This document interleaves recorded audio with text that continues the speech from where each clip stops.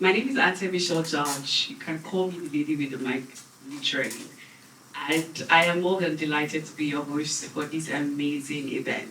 Thank you very much for doing a little exercise. I know it can be quite stressful if you're an introvert to move around and interact with other people. But it was nice that you did your assignment. I would like to thank Jack Hanniel for convening this amazing event. It's one thing to see young people in the city of Port Harcourt going out to do events like this.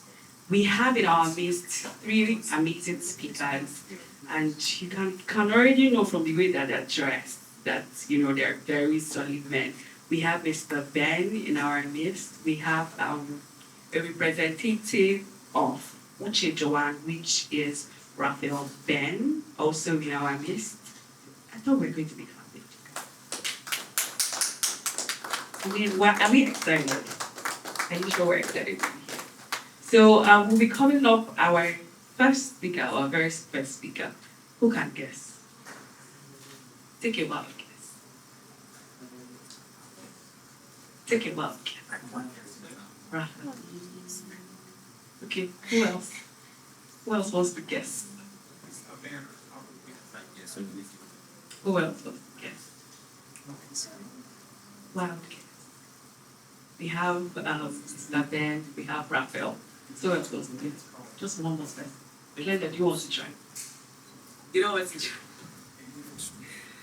Alright, so yes, our very first speaker is a writer, an author, public speaker, youth capacity development enthusiast, business development strategist, a certified SHL interview expert and skill coach, asset performance analyst, corporate brand and identity advisor, responsible for managing the brand performance and visual identity of an energy corporation worth over 13.2 billion US dollars.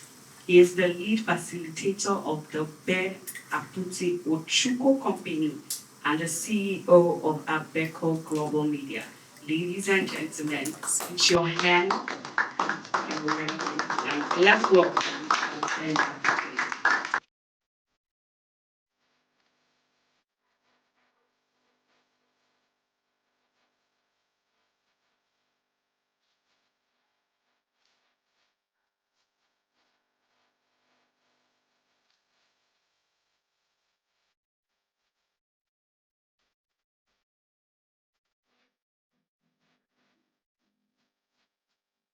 Pleasure to be here, really. I'm also very excited about the fact that I'm able to live today at this time, just experiencing what the world has to offer. So, quickly, I'm just going to run us through what I have. I mean, talking disruptive thinking. And my challenge usually is when you are invited to speak on topics like this that are very intriguing and they are very thought-provoking, then begin to struggle with the element of time because of the brevity of time. Quickly, my name is Ben Ochukapute. I've done justice introducing me, and I guess I won't spend much time doing that.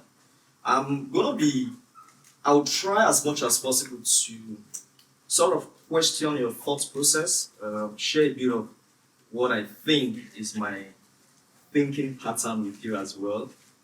Maybe pick a little bit from some ideologies from you, as it were, and to also get to enrich myself.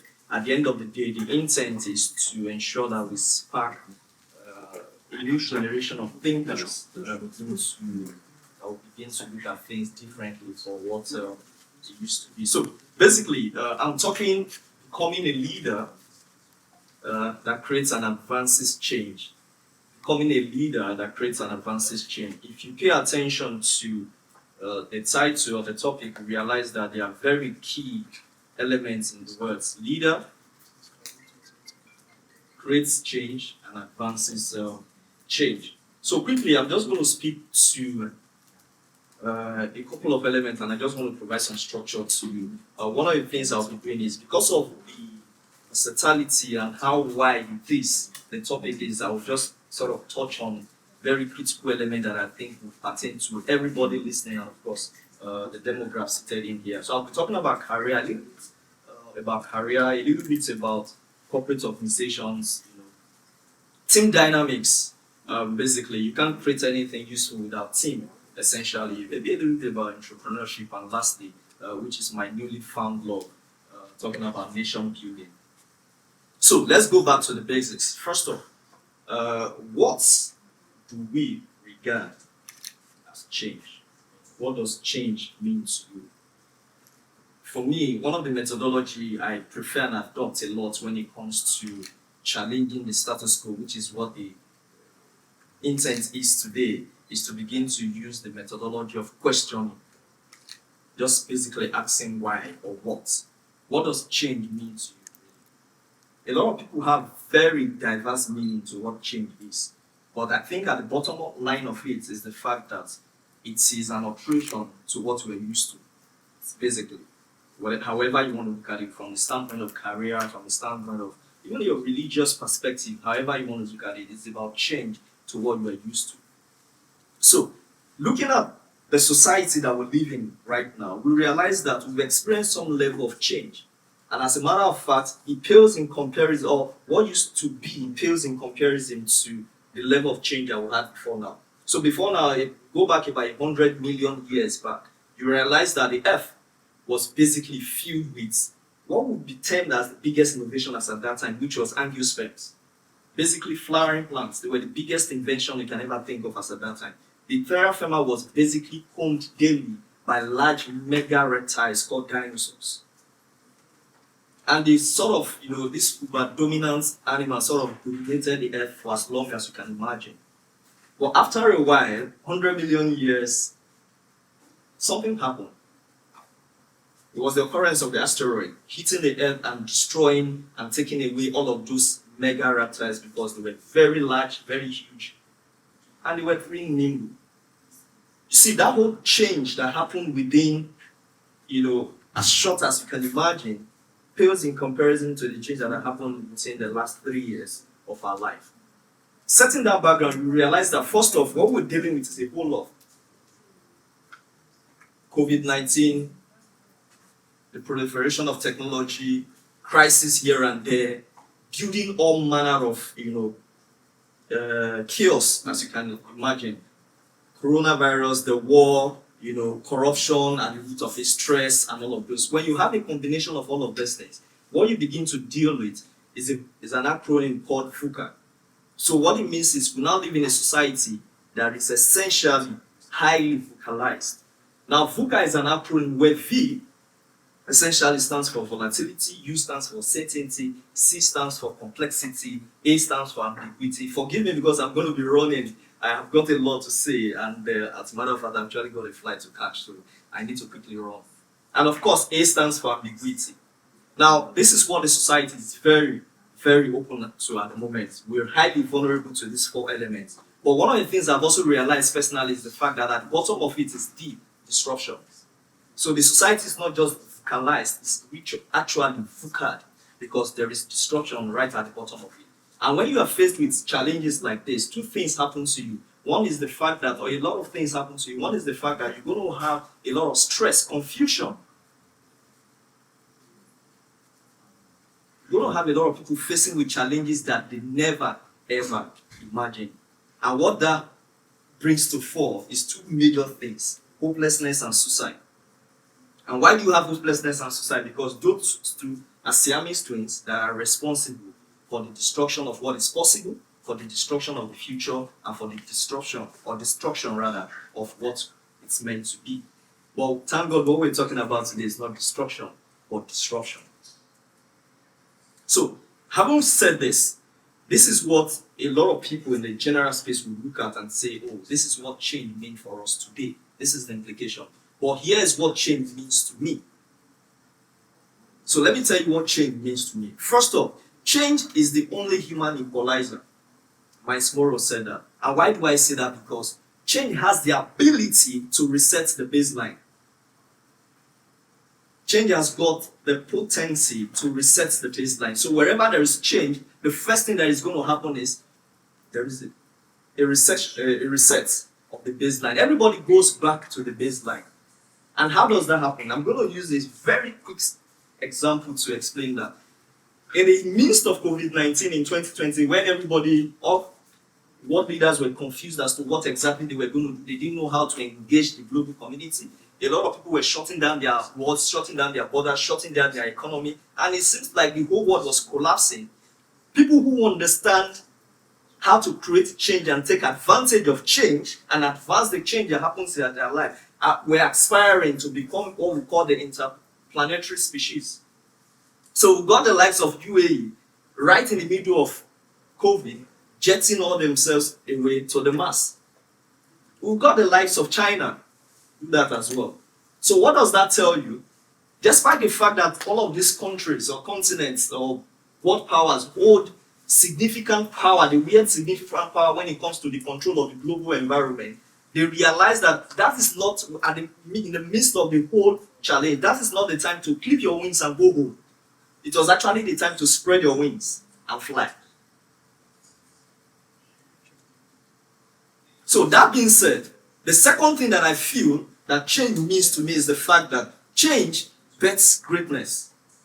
So I've taken time to just research a lot of the global challenges we faced. Recession. You realize that at some point, whether in the midst of recession or just right after recession, there is the birth of greatness.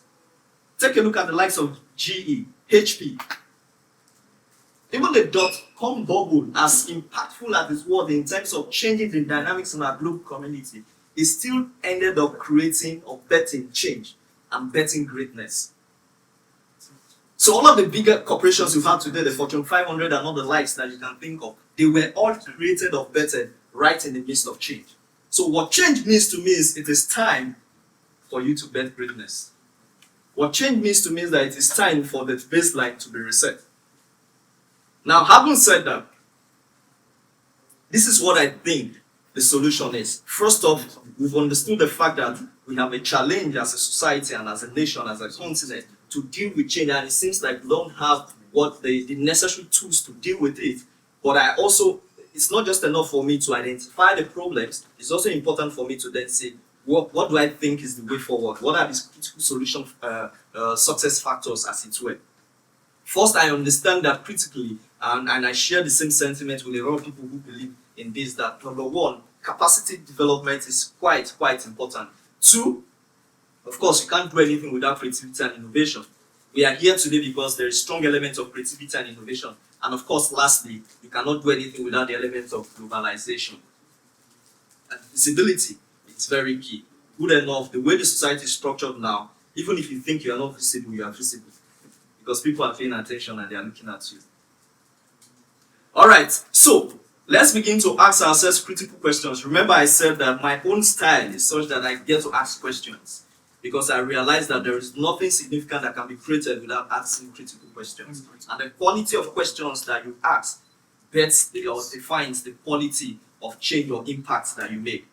So, why should I become a leader that creates and advances change? Remember, that is the topic.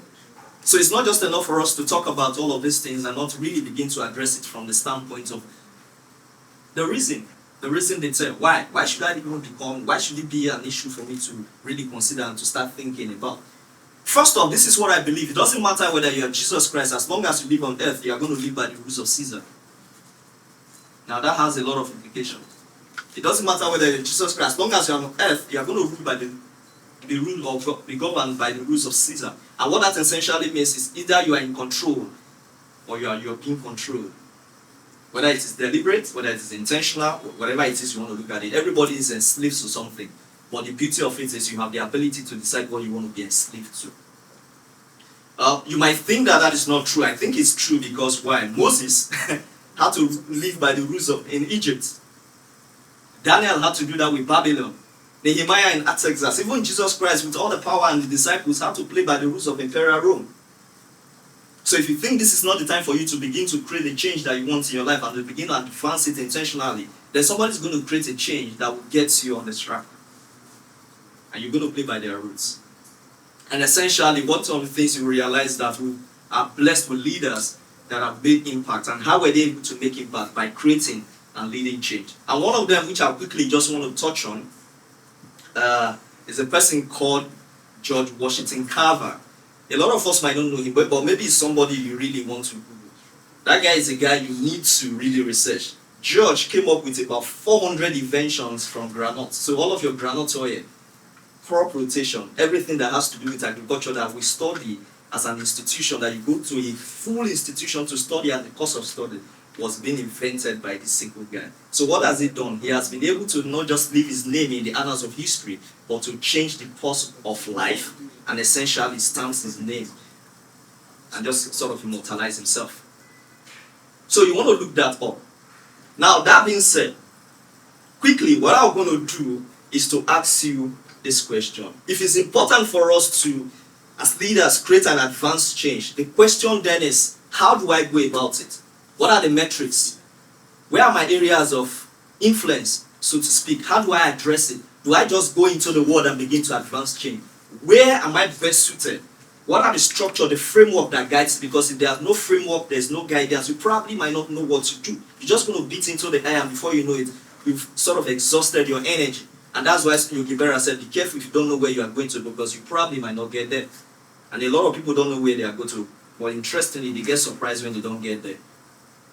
So this is my proposal to you. First is, if you want to create an advanced change, you want to apply the rules of what I call the spheres of influence. In some literature, they call it mountains. I published a book in 2017 called What's My Purpose? The $1 Trillion Question. I addressed the 7 spheres of influence, but today, I'm here to tell you that it's no longer 7, because we live in a society that evolves. The human desire is expanding, and human has the potential to begin to expand, sort of push the envelope. Today we have 10. So 1, education. You see, all of these spheres of influence tells you or gives you some form of framework as to how do you become a leader that leads in what particular area. Because the most important thing is this: you've got your niche and you've got your capabilities and your potentials. But first off, you must identify where your niche is and begin to tell yourself, this is my niche, but then this is where I know I need to create change. Then I begin to ask myself, how then do I go from here? It's like a pilot who is lost flying in the air. The moment you get in contact with the control center, the first question they are going to ask is, where are you? Because only if they are able to identify your location, that is when they are able to plot and determine how then you are going to find your way from wherever you found yourself to where you need to be. So this is helping you understand that this is the framework that guides your direction, your thought process, and how then you begin to sort of design the way you want to become a leader that creates, and not only creates, but advances change. So look at the 10 spheres of influence. I talked about the fact that I spoke deeply about that in my book titled What's My Purpose? The $1 Trillion Question. Now, one of the reasons why this is important is the fact that, first off, you cannot become a leader that advances change when you don't even know who you are as a person. How do you even change the world when you've not been able to identify yourself? Lord Zal said something. He said it is catastrophic for you to be known to people, yet unknown to yourself. A lot of us get really shocked when we get introduced to who we are, because we have no clue as to who exactly we are. Some call it the element of authenticity. You want to be authentic. You want, because there's never a statue erected for critics or people who then copy other people and just sort of duplicate themselves or try to duplicate themselves in other people. You want to be original, you want to be authentic, and in you being original, authentic, you need to begin to question yourself, what's my purpose, why am I here to begin with? What problem exactly am I meant to address? Everybody seated here, the challenges we face in Nigeria, let me use Nigeria as an example, whether from the leadership point of view to even our financial institutions or even academic institutions, there are people that God has planted in this country to address those problems. But I can tell you, some of them don't even know who they are, talk more of understanding that they have the potency to address such problems. So what the element of discovery of purpose helps you to do is to begin to determine and decipher, where am I supposed to put my energy? And the thing is, well, I like to say this a lot, you might not prosper in a land that God has not called you to. So the element of purpose helps you to determine what you are wired for, what you have the capability and the potency for. Why? Because when you discover your purpose, it provides strong elements of clarity. And once you have clarity, what happens then is it becomes easy for you to begin to couch your vision in a proper way. Because once you miss the element of clarity, if you don't have a proper understanding as to what your purpose is, most likely your vision will be wrong. And this is why a lot of times some organizations don't achieve their purpose. Because first off, they are not even clear as to why they were even established to start with. And once you are not clear to why you are established, then of course you can be sure that your vision and your mission statement is going to be wobbled. And if that is wobbled, I can only tell you that failure is a consequence that you're going to embrace at the end of the day. And once failure becomes the element that you embrace, you cannot really impact or create any change. So your clarity powers your vision, and of course your visions gives rise to the exact change that you should create and to begin to advance. So why this is important is also the fact that Thomas Kyle once said that a man that has got a sense of purpose will make much progress even on the roughest road, while the guy that has no sense of purpose will make no progress even on the smoothest road. So let us begin to speak to the how. We've talked about, I provided some bit of picture as to the background. Then I also spoke to where we are and why we need to begin to think about creating change and advancing change. This is where we begin to address how do I become a leader that advances or creates an advanced change. I'm just going to share 20 points with you and I'm done. So first off, let's go to back to the first principle. You know, for those of us who are science inclined, Isaac Newton is someone you know very well. And of course, you have learned a lot about the laws of motion, the first law of motion, the second law of motion. One of the things I've realized is this. It says the first law of motion, that a body will remain in a place of perfect rest, except being acted upon by external force. One of the things I've realized is this. I don't think that law is true. It's not universal. And whenever a principle is not universal, it doesn't make it a principle any longer. And I'm going to challenge it from my own context. I might be wrong, but this is what I feel. Right?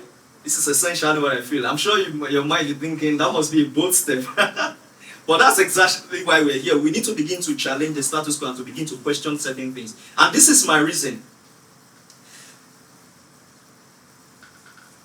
An entity in a place of rest cannot remain the same. Because what this law suggests is the fact that what we call in chemistry the steady state concentration. It means that if I don't do anything about it, as long as it's there, nothing's going to happen. But that's not true. And I'm going to use just a very simple analogy. Let's have a hot plate of food, fresh, on the table right here.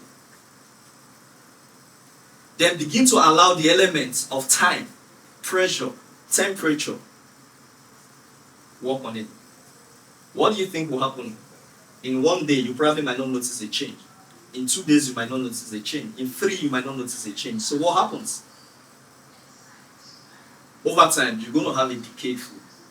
As a matter of fact, it might be terrible for you to get in here because it's all going to be stenched up.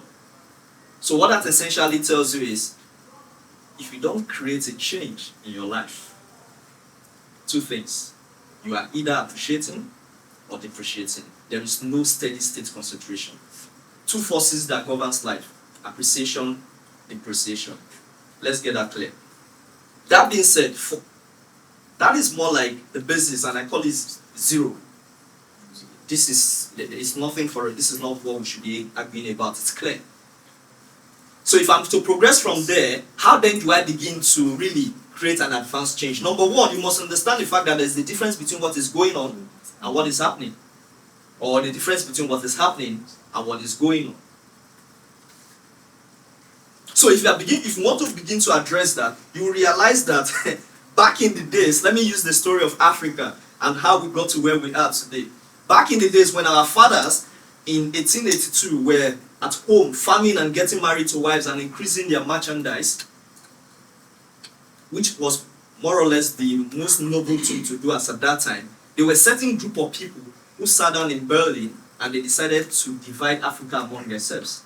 I said, hey, you take this part, you take that part, I take this part, I take that part. So what was happening as at that time was the fact that our fathers were farming, getting married, and were doing their whole legitimate stuff, and legitimately so. But what was going on is the fact that there was a takeover Now, if you flip that back to 2023 today, do you really understand what's going on? And do you understand what that means for you? If you want to be a leader that creates and advances change, you must know the difference between what's going on and what's happening. And the truth is, this is how I say it. If you're dealing with what's happening, you are late to the party. The big change creators are the guys who are dealing with what's going on. So let me give you a little bit of insight into what's going on right now. How many of us have heard of the whole philosophy or the phenomenon around electronics and nanotechnology? A lot of us are very familiar with it. But the thing is, have we taken time to begin to look at what that will imply for us as a people? Especially for the third world countries. You see, those two elements are going to disrupt the world. So you could begin to imagine what's happening now, where you begin to have what they call submersible tools for carrying out, medical tools for carrying out operations. So what it means is, the days of, oh, doctor operated on somebody and they forgot whatever tool inside of that person is gone. So I can operate on someone and just get the tools right into them and get the tools out because of the power of electronics and nanotechnology. As a matter of fact, what this is going to do is to proliferate the idea of minimalist. Because what it means is I can have just one device in my house that serves multiple purposes. So I can have just one screen that serves as my bed, that serves as my TV, that serves as my phone, and serves as... So when you begin to look at things like this, what is going on, begin to imagine the implication for the general or larger society. I'm sure you know that today they are beginning to grow organs in labs. Organs as such as heart, the ear. Now some of these organs are not very 100% functional, but the truth is, trust the human capability. The moment they can try it, it's a matter of time. Before you know it, it's going to happen. So this is what is happening, or going on rather. Then you need to begin to sort of extrapolate and tell yourself, what would this mean when it begins to hit us? And that's why somebody said change has a way of arriving unannounced. Quickly, I'm going to run. There are three typical, categories of people, and I call them the typology of people. Number one, people who do what? People who do what? Fight change. There are people who fight change. Closely related to that are people who adapt to change. Now, you fighting change is a no-brainer really, because, oh no, that's the wrong one. You fighting change doesn't make any sense because you're not going to win it. Maybe it's a little smarter to adapt to change. But I think the biggest deal on board are people who create change that happens in their life. Clearly. So if you want to be a leader that creates and advances change, you want to be the type that what? That creates the change. And how exactly do you do that? You want to stay hungry. Wherever you find yourself, never get to the point where you get complacent and think this is the biggest deal that can ever happen to me. Because wherever you find yourself, you are either top of the bottom or bottom of the top. So there are people who are aspiring to get to where you are, and there are people I'm sure you're looking up to. So don't ever relax, because the moment you relax, you're going to get run over. The second one is the next one is the element of disruption. Now you want to make disruption a culture. The challenge that we have in third world countries, and especially in Nigeria, is the fact that we don't make disruption a culture. It's never a culture.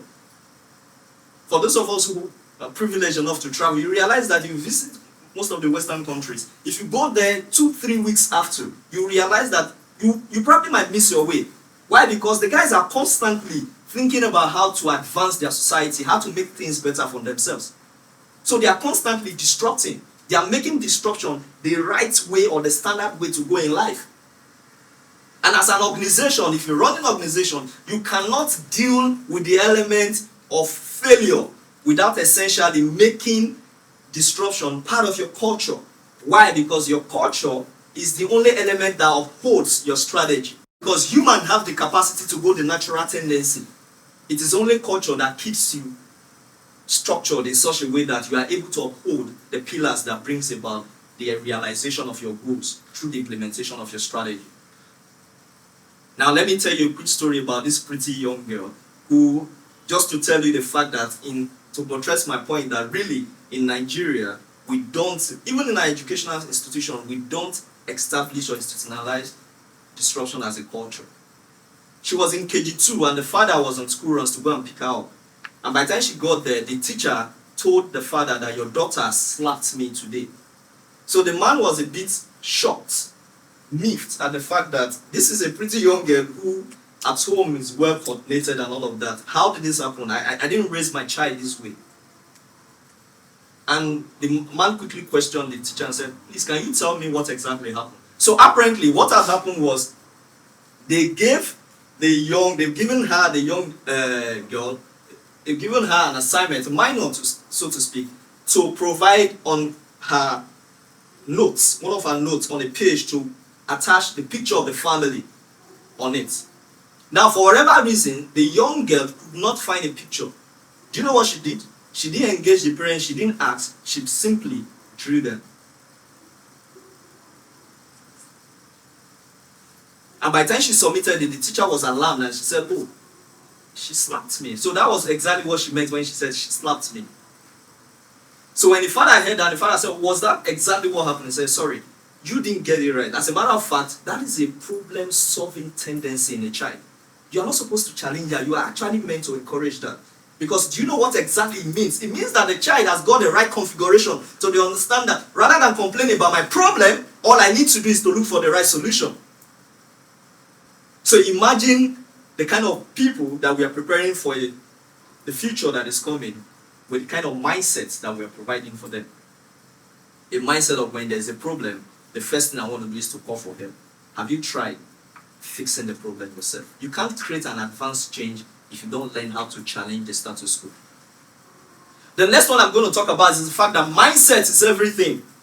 As a matter of fact, they did some research a couple of years and they wanted to find out who is the most intelligent person in that particular era. They were just looking back in history and they were looking at quotations that people had made. They selected one particular one that was made by Albert Einstein where he said, you cannot solve a problem with the same level of thinking that created the problem. So they realized over time that that's really profound.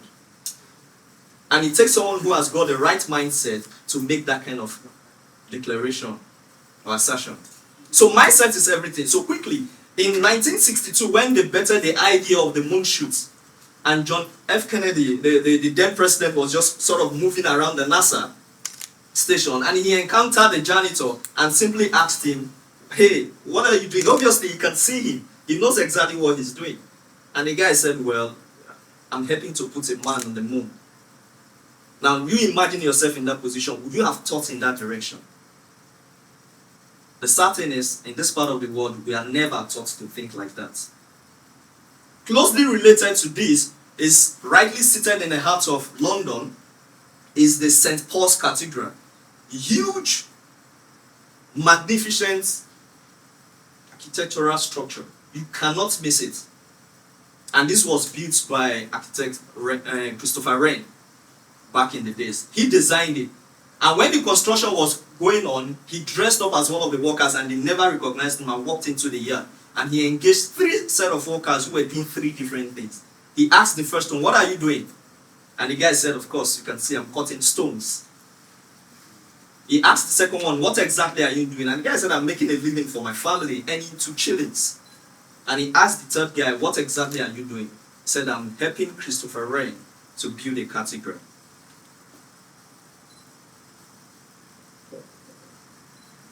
Mindset. I'm going to speak a little bit about learning to leverage the power of the brain. Because the truth is, you cannot create change and advance change without understanding how the brain works as a leader.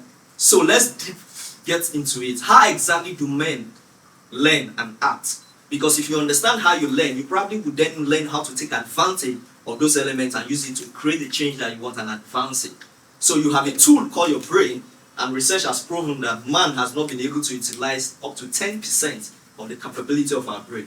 So what it means is we are not limited by what we don't have. We are limited by what we have, but don't essentially know how to use it. So the brain is made up of what we call neural patterns. So basically, let me rephrase. When you give birth to a child, the child comes what we call tabula rasa. The brain is plain. There is nothing. The brain doesn't understand anything. no pattern, nothing. Now, when you begin to introduce ideas to the child, so if you tell the child when you see an elder in the morning, say good morning, what you've done is you've created a neural pattern that established the element of greeting in the morning. So, for every ideology that has been sold to the child, when you are pressed, go to the lavatory to use the lavatory, you've also created a pattern. If I want to eat and I feel hungry, if I want to say I'm hungry, there is a neural pattern for it. So for an adult, you have billions of neural patterns because every idea has a specific pattern. Now this is what happens. As adults seated here, we all have different neural patterns that have been created in our brain. Different. But for a child, it doesn't have. But the beauty of it is this. As you begin to grow, as you begin to sort of, practice repetitively those neural patterns that has been created in you, your neural patterns become bolder, and that is how you create character, behaviors, such that at some point it becomes very difficult for you to remove them. Why? Because they've been established a long time ago. And research says that it takes about an average of 21 days to learn a new character and have it established in your brain. So it means that it takes about 21 days to have a neural pattern established in your brain. Now watch this. This is how we solve problems. You can see the neural pattern that has been created on the focus mode. So what happens usually is this is how we solve or create changes or solve problems. That's why you notice that when you're in school and you're being taught and they give you an example, the first thing the teacher does in mathematics is to give you an example. And he solves the example. What is he doing? He's introducing a neural pattern. Then after a while, he introduces a question. What you do, you immediately reflect the question with the neural pattern that has been created in your brain. The moment the exercise is different from the example he has created, you quickly raise up your hand and say, sorry, you didn't do this example. Sorry, this wasn't the example you gave us. What is that telling you? Because it's essentially telling you that you don't already have an established neural pattern to address that problem. So what it means is if you must create change, you must be able to have a lot of neural patterns that are higher than the problems you are trying to solve. And if you must do that, you can't be someone who doesn't read. You can't be someone who doesn't study to create those neural patterns. Because those neural patterns are a function of the places you go to, the people you meet, and the quality of conversations that you have. So seated here, we're creating neural patterns. And depending on the quality of the neural pattern we're able to create here, it determines the quality of the problem or the level of the problem, the scalability of the problem that you're able to solve. The flip side of it is this. Humans have the ability to sort of knock and solve problems by just knocking the ideas in their head. It's called the diffuse mode. So that's why sometimes you struggle with certain questions, you don't have the example, but somehow, just by toiling with idea and playing around with it, boom! If you want to create an advanced change, you want to utilize these two methodologies, and they are basically like two sides of the coin. So I'm quickly going to run now. The next one you want to do is to utilize the power of your light bulb moment. The power of your light bulb moment. A lot of us have got the potential. I think everybody has the ability to create stuff. But the problem is we don't know how to and where to. Everybody has got what we call the light bulb moment, and you must understand what it takes for you to trigger the light bulb moment. I'll use myself as an example, and I'm sure that is going to help you pick on exactly what I'm trying to say. When I have a problem to solve, the first thing I do is to think about that challenge. Once I think about it deeply, I probably might not arrive at the solution. I just go to bed. Right in my dream, I probably will just stumble on the idea. The second thing is this. When I step into the shower in the morning and I'm taking as a matter of fact, some of the problems I get to solve in the office, I get the idea when I'm having my morning shower, and sometimes that's why sometimes I go late to work. Because I'm just stuck in there. The moment the water starts flowing from my head to my foot, the ideas start running. And so what I do is I get my notepad right close to the bedroom so that I can quickly just dash down and note it down. What is your light bulb moment? Interestingly, somebody told me his own light bulb moment is when he's using the lavatory, when he's seated on the WC. The moment is just releasing his stuff, the idea is just flowing. I said, that's amazing. You must understand your light bulb moment and take advantage of it. The next one is the element of passion. This is what I believe. You cannot innovate a process you are not passionate about. Forget it. It's either you are passionate about it or you are really obligated about it. So if you find anybody who is about innovating or creating a change, he has to find an area he's very passionate about. It's either you are passionate enough about it or you are highly obligated about it. And how do people get obligated? I'll tell you a quick story. I have a mentor who used to stay in Ukraine before the whole war with the Ukraine and Russia had happened. He had his first child, and that boy grew to have everything he ever knew in his life. As young as he was, as young as he was, he had a room, he has a car, he has a driver to himself. So he basically don't even understand what life is as much as we do in this part of the world. So the father, being a very smart man, looked at the boy and told the mother and said, you know what, this is our first child. We're going to send him back to Africa, Nigeria to be specific, to go to school. And the mother said, no, I'm not going to. You can imagine you being the mother of a child and you are in that kind of developed environment and your husband is saying, we want our first child to go to school. They told you are going to fight it. But after a while, she succumbed and they took the boy to school. Of course, he was in boarding school. For the first 1 week, 1 month, he wasn't eating. After a while, he adjusted. One of the breaks, because normally when he comes, he flies back to school. He doesn't stay in Nigeria. Once a holiday, he flies back to Ukraine. One of the days, they had like, one of those times, they had like a 2 weeks break. And he said to himself, I'm not going to go home. Because he had made friends. Let me stay with my friends and spend maybe 2 weeks right here in Nigeria because it's a short break anyway. So they allowed him. For the first time he got on the street of Lagos, he didn't understand why you would go to a switch and put on the switch and light will come on. He didn't understand why you open a tap and water will not flow. Because he has never experienced that in his life. So what happened essentially was the fact that after that experience, he went back to the father, and this is someone who the father has always said, what do you want to do? And he said, I don't know yet, I have no clue. He went back to the father and said, I want to study law. And the father said, why? He said, because I saw people on the street fighting in Africa, particularly in Nigeria, where they were being cheated and they had nobody to fight for them. The element of obligation. He got to a moment where he really felt obligated to solve that problem.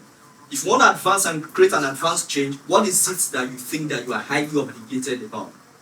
It could be that you had an experience, somebody died from cancer, and you felt you really need to do something about it. Maybe somebody close to you. It could be that at the same time, it's a venture that you are highly passionate about and you're going to crack it. Those elements of obligation and passion are not just planted in you, they are not coincidence. It was planted in you by God, and they are pointers to your area of creating and advancing change.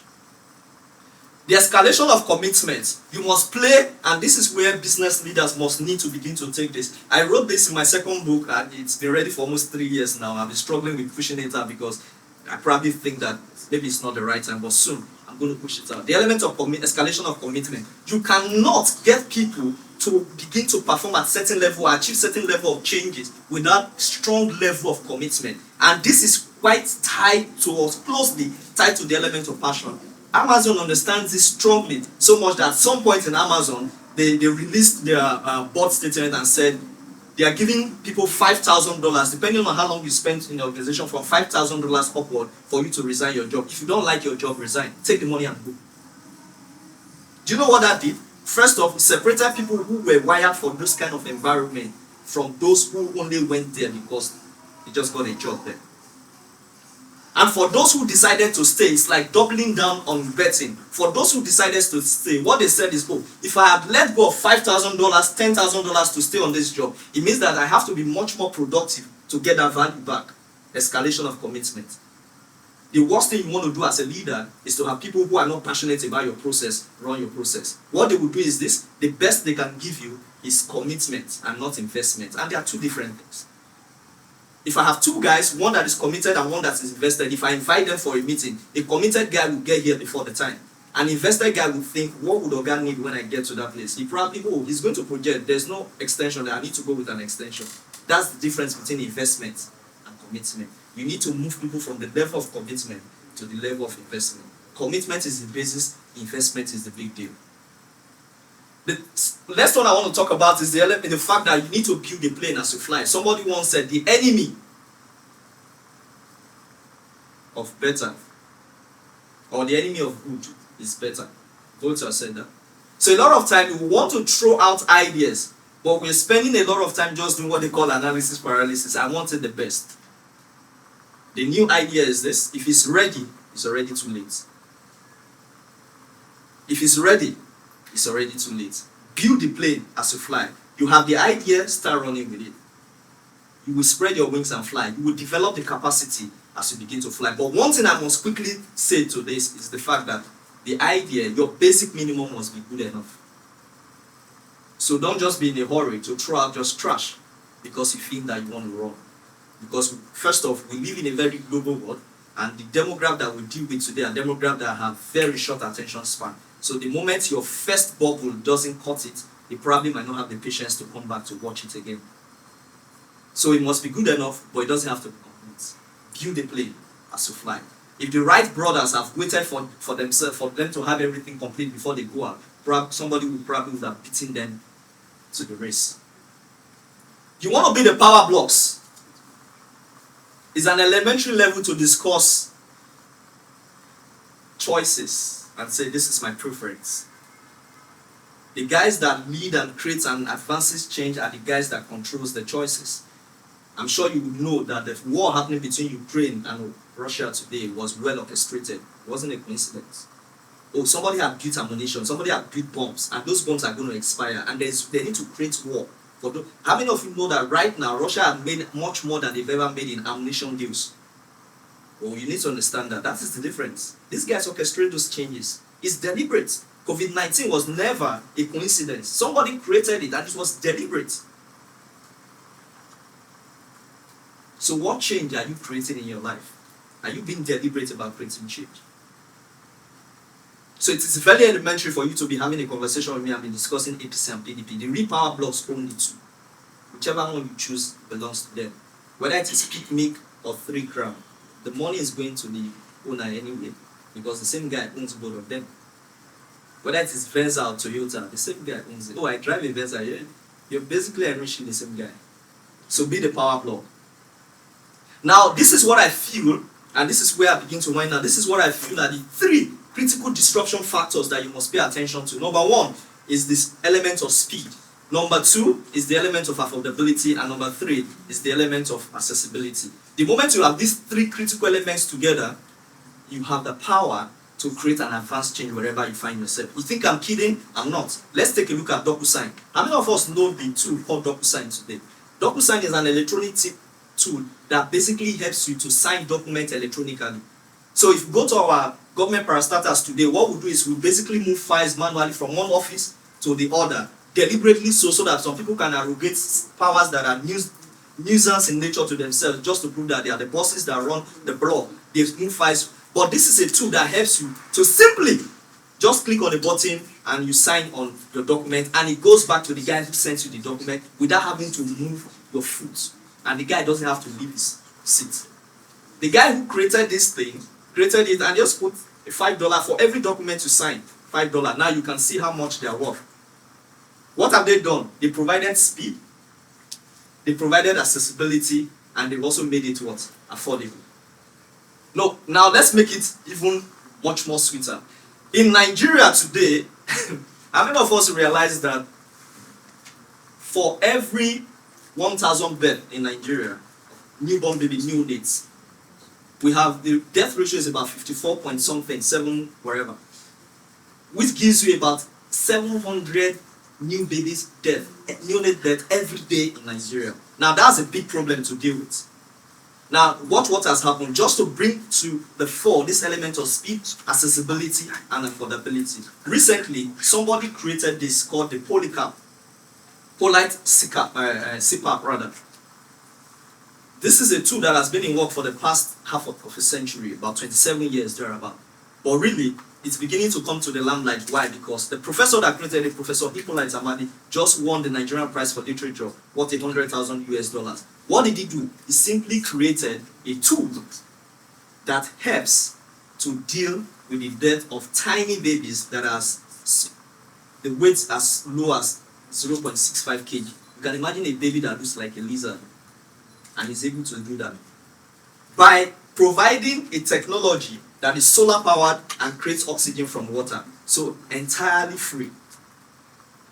Created this and put them in different localities in our country, in Mina, in Calabar, such that it has reduced the death of neonates from 90% to 4%. Now you now have a case where people are now taking their what's it called? Specialist hospital are now sending neonates to the village for treatment, because that is where it is. You can see the reverse in ideology. What has he done? He has provided accessibility to mothers who have neonates that are suffering from challenges with difficulty with breathing, temperature, and all of that. And at the same time, he has also given them affordability because it's also affordable. Why? Because it's solar powered, and at the same time, you don't have to buy an oxygen cylinder. It creates oxygen from just water. This is what disruption can do. And this has reduced the price of the official market, the price of the tool that was officially in the market from 6.5 million to 750K. Affordability.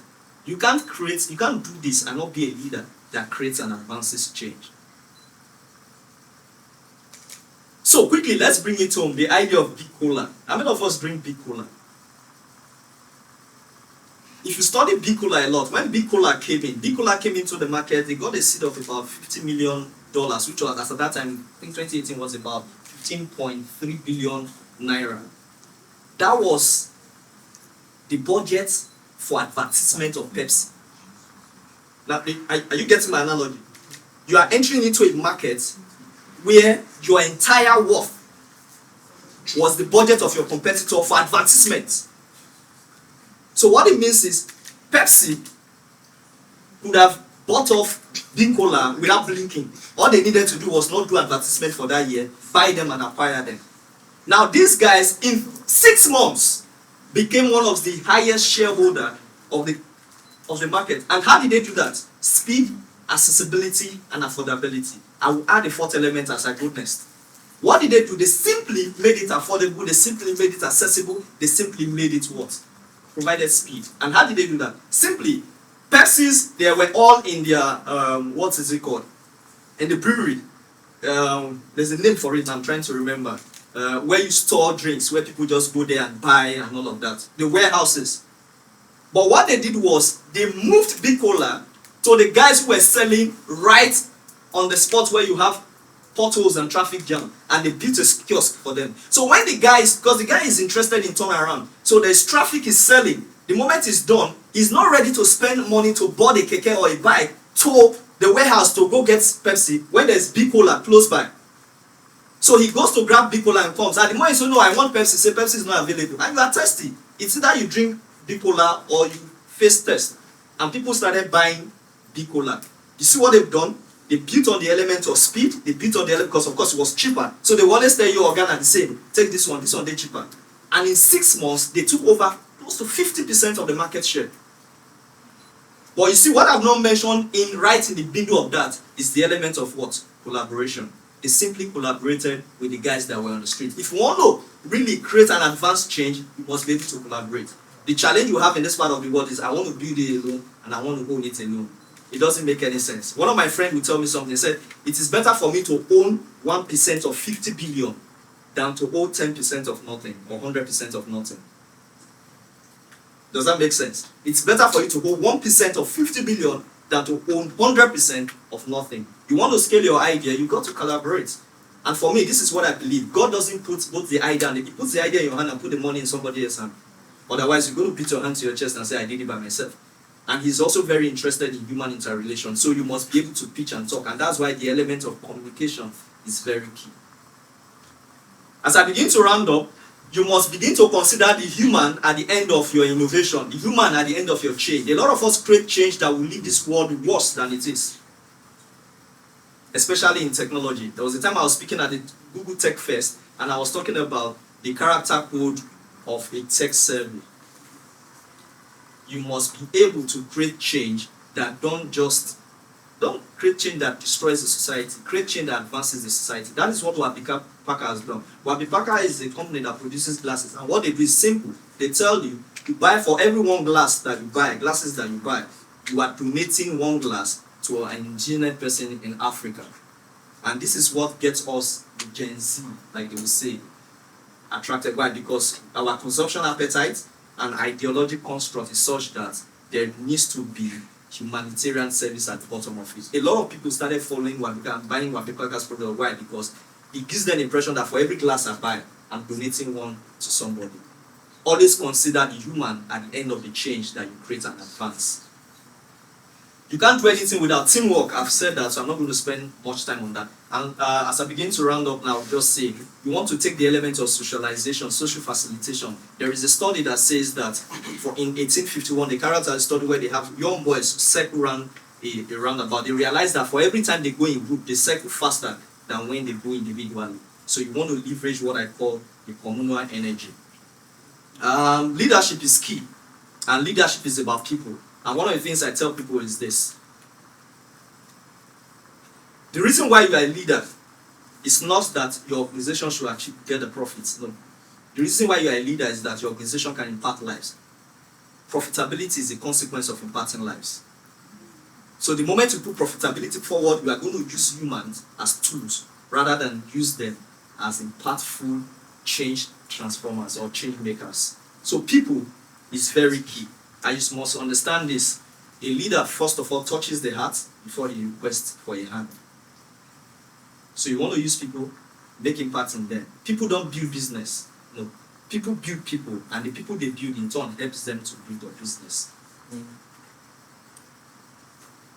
Explore the elements of your lazy aptitude, and I love this a lot, talking about the Gen Z. I have a couple of them in the office, and one of the things I've realized, you want to solve a problem, give it to a lazy guy. Especially those that are tech savvy. The guy is going to look for a technological way to solve that problem. So I won't spend much time on that. Experiment exponentially. How many of you would believe that our first ever potent antibiotics in the universe was discovered by mistake, chance, serendipity? Alexander Fleming was basically just made an error in 1928, carrying out analysis in the lab, and boom, the discovery became what became our first ever potent antibiotics. Are you scared of experimenting? You're not in the right place.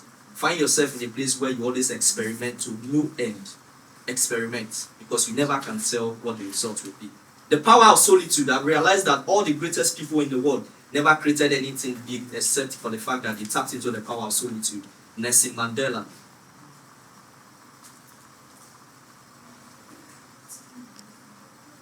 Solitude. How much power or how much leverage have you taken, advantage have you taken of your solitude? Spend time with yourself alone. Think creatively and tap into your power of solitude. This is where I end. If you must make change, 4 cardinal assessments you must do. Number 1, you must have a clear sense of where you are going to. And to have a clear sense of where you are going to, first you must have vision, you must have your sense of purpose, you must have your sense of the resources that is required, and you must have a sense of where you want to start from. But you can't build a house with a roof and the pillars without necessarily having a foundation. And that foundation is clarity. You must have clarity. And that's why my new book is titled Clarity. Well, this is how I end it essentially. Somebody said there's a lot happening outside. What is happening on the inside of you must be commensurate with the rate of change happening outside. Otherwise, death is near. Like Wallace said, I hope that I've succeeded in convincing you.